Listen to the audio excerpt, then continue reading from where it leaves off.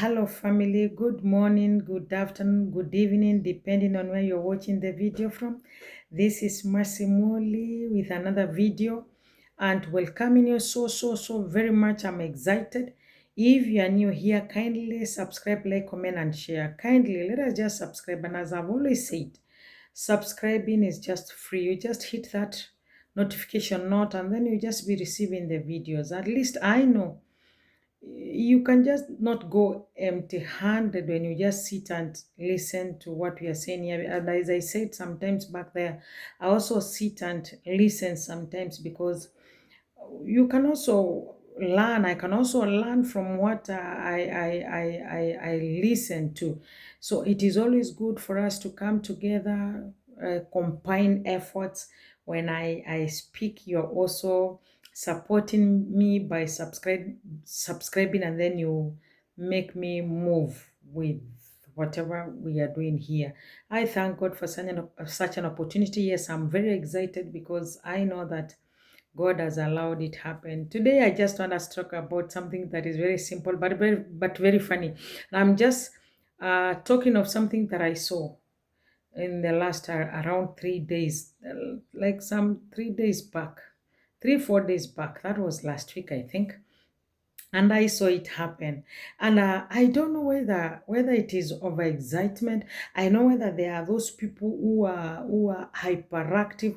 There are people who are there to take up, to take over. Yeah, let me just use that word, to take over other people's problems, to take over other people's cases. I am here, I'm the one who has a problem with maybe a friend, who has a problem maybe with someone who is next to me. I have a problem somewhere in a certain space. And I am trying to bring myself together so that I may know what to do. Yes, I'm worried about the problem. I'm trying to bring myself together to maybe to know what to do. And then somebody else knows that there's what I'm going through. And instead of this person giving me time to maybe to internalize what I'm going through and maybe try to solve amicably the problem that I have.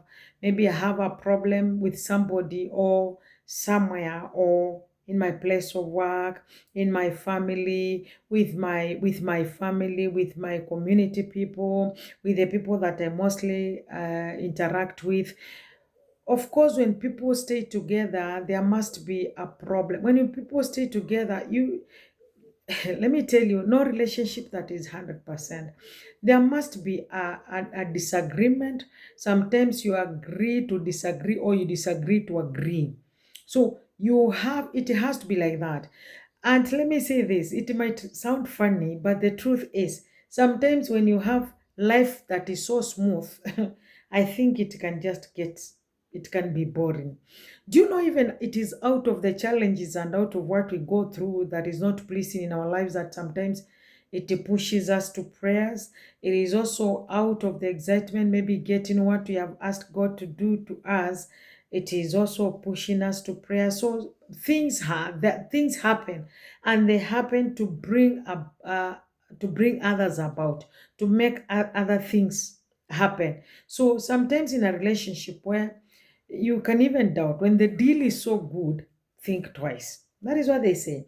When the deal is so good, think twice. Because I know there must be something that sometimes you go through that will bring out what you are or who you are, something that you can go through, that you an experience that you can have that can also change you. Now, yeah, this is what I was saying. There are people, when maybe someone is going through something, they want to poke their noses, they want to get involved in that thing. Maybe they don't even know they don't even know the correct cause. They don't even know they don't even know the cause of where the problem is coming from. They don't even know, I mean, they don't even know the cause of the problem. They don't even know what is happening, but they just find you there and they notice that they have a problem. They just want to get involved and they are there and they cannot keep quiet. They just want to get and take over. They think that you are not able to solve the problem yourself. They think that you are not capable of doing what they think they can do, so they want to take over, and then they are telling you, don't worry, I'll show what to do. Do you know there are those people who are like that? People are always saying, don't worry, I'll show you what to do. Surely, do you think you have that great grace that other people don't have? You think you are so mighty that you think you are the only one who can do. And there are people who don't even think that other people can do things. They think they are the only ones who can do what other people, I mean, they are the only ones who can do things. Nobody else is capable of doing things, but you are the only one, and whatever you are doing is the only right thing. If other people try to do it, you think they are not doing it in the right way, but you are the person who is doing things in the right way. So let us come back here.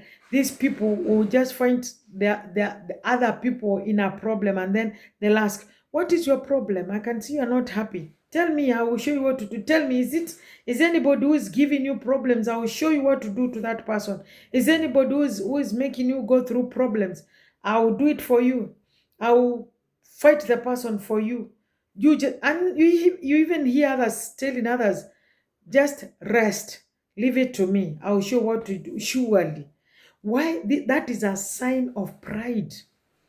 That is a sign of lifting your spirit higher than other people. And if there's anything that God hates, is pride. There are even others who will just come and stand and tell you, ask you, why did you do this and that to such and such a person? I want to know. Or you think the person, because the person cannot talk, he has no other people to talk for on behalf of them. I am telling them here, why did you do this and that? And there are people who are just like that. They just want to get involved into other people's cases. They just want to get involved into other people's problems. And they don't even know the root cause of the problem. But they are there. And they are swearing. They will know who I am. They will, let them not think that I'm like you. Me, I can crush them. There are people who feel that they nobody can touch them. They are untouchable. Nobody can even ask them anything. So that is why they are there.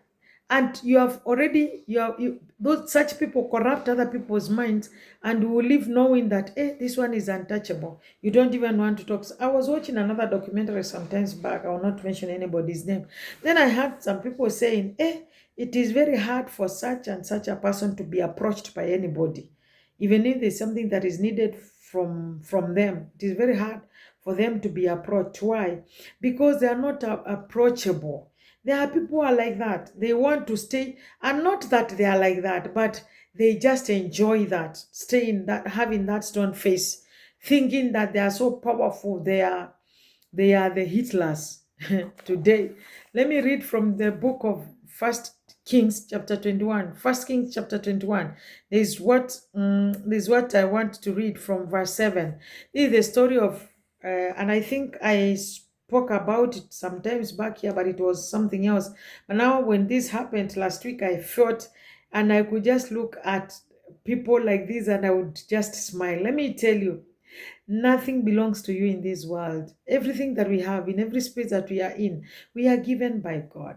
Don't think that you are too powerful for nobody even to deal with you, but you are the one to deal with people. You are untouchable. You are the one telling people, wait, what is it? What is it that they have done? Give them to me. Just stay aside. I will show you. And they will never repeat it again, because I know they will never repeat it, because I know what I'm going to do to them. And some people are just like that. Look at 1 Kings chapter 21 verse 7. It says, this is about Naboth and Ahab. Naboth is asked for kind of a vineyard by Ahab, and Naboth says no to it, because Ahab is a king and he wants to buy this farm, a vineyard that is so fertile. He wants to have it because of, let me just say, because of being selfish. And then Naboth says no, he doesn't want to sell because maybe it is a family property. But Ahab feels that he has a right to get it, because no one should refuse him anything. He has a right to get this vineyard. Then Naboth tells him, no, it is not possible. Then he goes home now. Ahab now goes home annoyed and he sits there at the sitting room. Let me assume he's seated there, and then the wife now comes. The wife's name is Jezebel. Now he comes, and then listen to what Jezebel is asking him. Jezebel now asks him, why do you look sad? What is the problem? Why are you looking like you are worried? Why do you look like you are sick? Then now Ahab now reports to Jezebel, I wanted this, but you see now Naboth has refused me. That is why I'm annoyed. You see, this man could not do it for himself because he gave up after Naboth now said no. And he was going home to go and heal. And it would have just been like that. The Ahab would have healed, and that is one. Maybe look for another vineyard somewhere else. But now he has come back home. He doesn't want to continue with the case.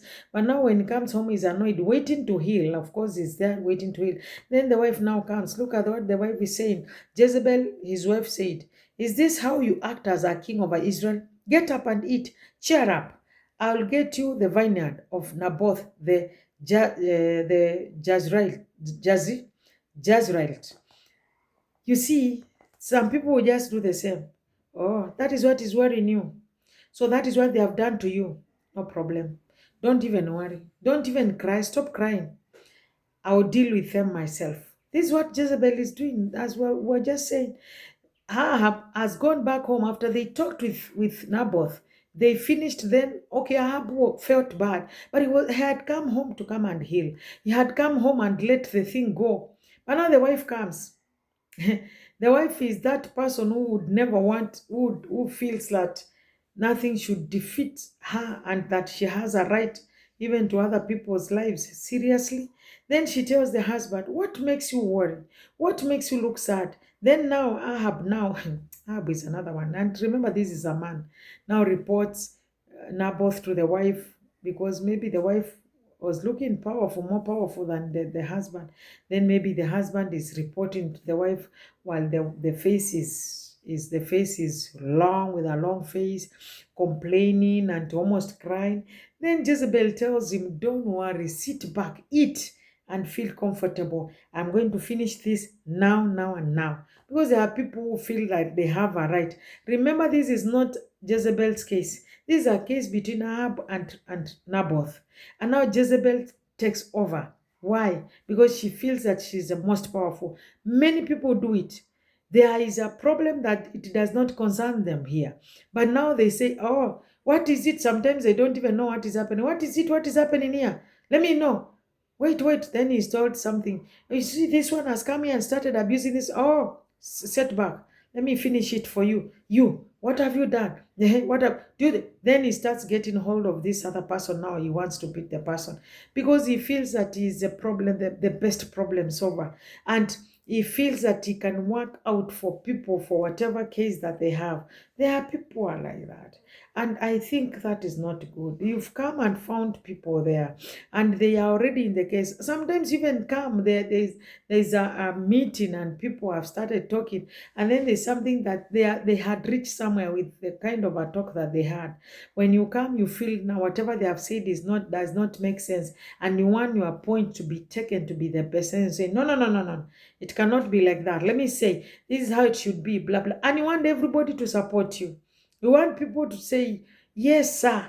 And if they don't support you, they become your enemies. Do you know there are even other people who borrow enmity? Just because you hate someone, you also want your friends to hate someone. I'm borrowing enmity. You see? Just because you hate someone, you want your friends to hate me. And you even go talking of nonsense. You're talking of things that are not the truth, and you tell them things that are not, they are very far from the truth, because you want them to hate me the way they hate you. There are people who borrow enmity. There are people who even lend enmity to others. You see, now Jezebel has taken over. It is not about Jezebel. It was about Ahab and Naboth. Where is she coming in? And then she takes over. How many people have taken over? How many people have taken over other people's lives? How many people have taken over other people's families? They are there, and then you say, oh, this is what they are doing to you. Let me show you what you're going to do. Leave alone even you yourself doing it. You start now advising them, and you advise wrongly. Don't accept that. Don't accept to be beaten. Don't accept to be done anything. You go and say, no, If it were for me, I would say no. If it were for me, I would just walk out of that marriage. If it were for me, I would just walk out of those parents. If it were for me, I would just walk out of that office. There are people who advise others wrongly. These are the Jezebels advising others wrongly. And then they start saying, if it were for me, no one can do that to me. Surely when it comes to your time, it will just be done to you when you are quiet. And yet you are here inciting other people, taking other people's cases to be yours. The case is not yours. Keep off. Keep off and you let things be. Maybe it is over and I've even forgotten about what we were talking about. Then you come and say, you let that thing go like that. No, don't let it go like that. You must ask and you must teach this person a lesson. And if you don't want to teach them a lesson, tell me, I will do it for you. I've had people say that. And that is what I saw last week. If you don't want to do this, I'm going, give me permission to do it for you because I can see you are a coward. I will do it for you in family setups, in community setups, in workplaces, among siblings. You'll hear people thinking that others are doing nothing for them. That is very bad. Keep off. Keep off. Stop involving yourself when you're not involved. Kindly keep off. And we are going to be blessed. Thank you so much. This is Masimoli. Kindly, if you are new here, subscribe, like, comment, and share. Kindly, kindly. I love you so much. Let God help us live a calm life. I talked about it here, a calm and quiet life, that it shall be well with us. Thank you, Lord. We bless you for such an afternoon, oh my Father. Help us, Lord of glory, keep off other people's issues and lives. In Jesus' mighty name we pray. Amen. Thank you so much.